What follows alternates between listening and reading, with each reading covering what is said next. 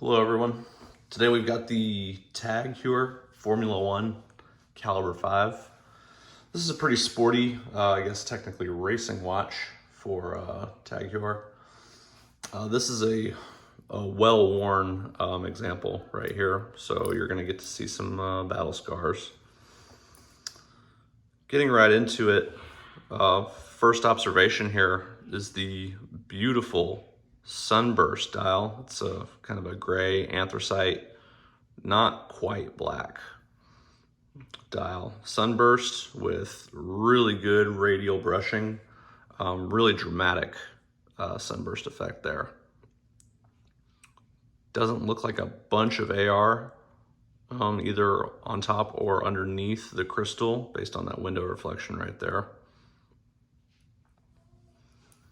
The bezel has a brushed ceramic insert, so it's gonna be pretty tough there to get marks on that. The bezel action is pretty good, pretty audible click there. A little bit of movement, not super concerning, but not flawless either. 60 clicks overall, it's okay. Kind of a little red accent there on the crown. It's a screw down crown. The loom on the indices and the hands are okay. And of course you've got the big 12 and 6 markers filled with loom as well. So, kind of a dramatic dial. The dial to me reminds me of the Longines VHP. I think it also has the 12 and the 6, that are pretty big. 43 millimeter case size, a very odd 21.5 millimeter lug width.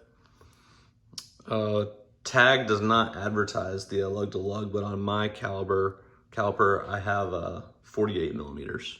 So pretty wearable despite the size.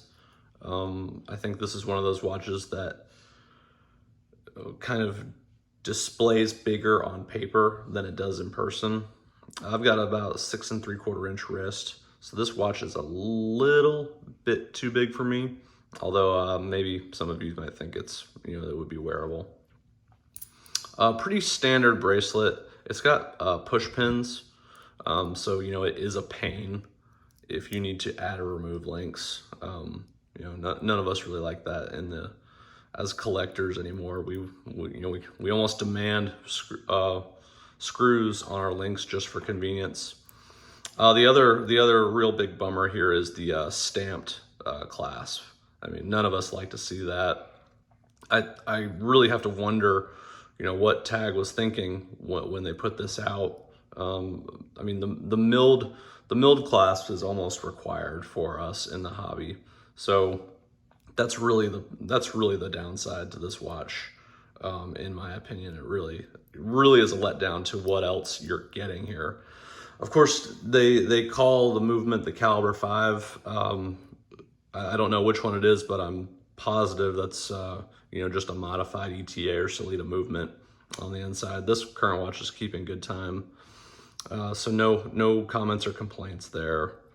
Like I mentioned, this watch has been worn, so there are going to be a lot of marks.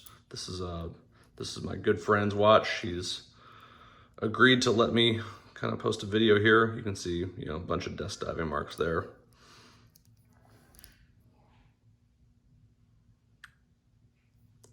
Get a look at the case back.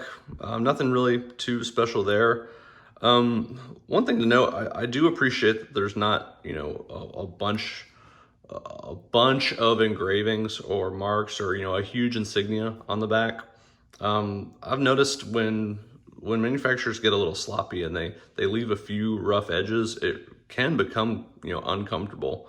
So I'm not necessarily a big fan of watches with a bunch of detail and work on the case back. I know some of you are. I know some of you really appreciate the designs. I've had a few ball watches, with the the climber with the ice pick going up the cliff, or the train going down the tracks. Those are all well and good, but I just really prefer that they get finished correctly with smooth edges so they don't dig into your wrist when you're kind of in an awkward position.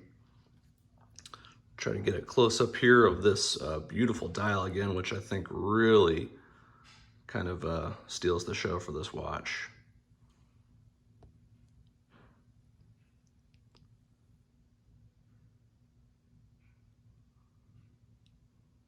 So this is the Tag Heuer Formula 1 Calibre 5.